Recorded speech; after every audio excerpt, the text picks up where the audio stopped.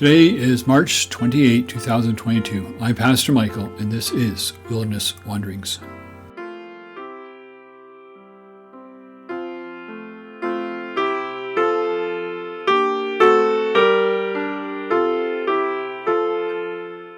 You may have noticed that on Friday, you received today's edition of Wilderness Wanderings. There was some kind of a technical glitch, and so today we bring you Friday's edition. Our text is from Luke 22. A dispute also arose among Jesus' disciples as to which of them was considered to be greatest. Jesus said to them, "The kings of the Gentiles lord it over them, and those who exercise authority over them call themselves benefactors. But you are not to be like that. Instead, the greatest among you should be like the youngest, and the one who rules like the one who serves. For who is greater, the one who is at the table or the one who serves? Is it not the one who is at the table? But I am among you as one who serves. You are those who have stood by me in my trials, and I confer on you a kingdom, just as my Father conferred one on me, so that you may eat and drink at my table in my kingdom, and sit on thrones, judging the 12 tribes of Israel." Luke 22:24-30. Years ago, early in my years as a pastor, I used to get asked a question about marriage.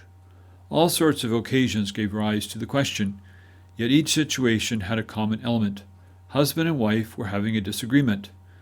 The question I got asked was always the same: who gets to make the final decision?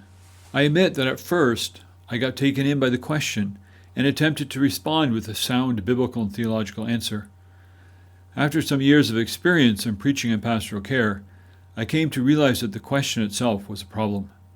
The question I was being asked, which of us gets the final decision, is in essence the same as the one Jesus' disciples were debating. Which of us is the greatest? It's the height of irony. As Jesus faces his death and Judas engages in betrayal, the disciples worry about their status before Jesus. Which of them is the greatest? They are concerned with their role in any future kingdom Jesus brings in. Power, not service, dominates their thinking. It's the same everywhere. Why all the division in our society today? Is it not about power? Why so many heated debates in the church? Is it not that each of us wants our ideas to win the day? We may say that they are about biblical truth and the purity of the church, which are important matters in and of themselves. However, our debates quickly leave the high-mindedness of these virtues and descend into power plays and backroom dealings and extra meetings in the church parking lots. Well, that was before Zoom. The dispute is significant because it impacts the unity of the church. Jesus' disciples are to be different from the world in the way they exercise their roles. Kings and rulers wield power and lord it over the people.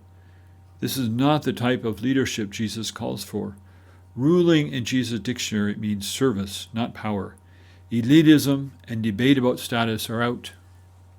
The disciples have a special role to play in Jesus' kingdom. They will sit at the banquet and they will rule, but not because they are the greatest. They are to lead by serving. In the world, the leader gets all the perks and receives service. She wields power and authority with a recognition that rank gives the right to direct and coerce into action. Jesus' approach is the exact opposite. Leadership is not attaining a rank that allows one to exercise authority with one's own interests in mind. Leadership is a responsibility and a trust to exercise one's skill and energies to serve those who are led. To our shame, the church still does not understand this. Jesus' own ministry indicates how central this perspective was to his thinking. He ministered to the poor, the rejected of society, the sick, those of different race and gender, children, or anyone who had a need. Position and status meant nothing to him. The church still needs such service and such an attitude today. The question regarding marriage is rooted in Ephesians 5:22-33. I needed to notice that it says nothing about the exercise of power.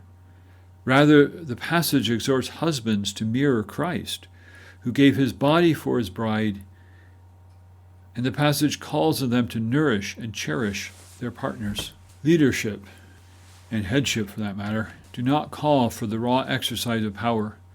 but a sensitive display of compassion, care, and service. Real leadership serves, even when no one is looking. God exalts those who humble themselves, even as they lead by serving. As you journey on, go with the blessing of God. May the peace of the Lord Christ go with you wherever he may send you. May he guide you through the wilderness, protect you through the storm. May he bring you home rejoicing at the wonders he has shown you. May he bring you home rejoicing once again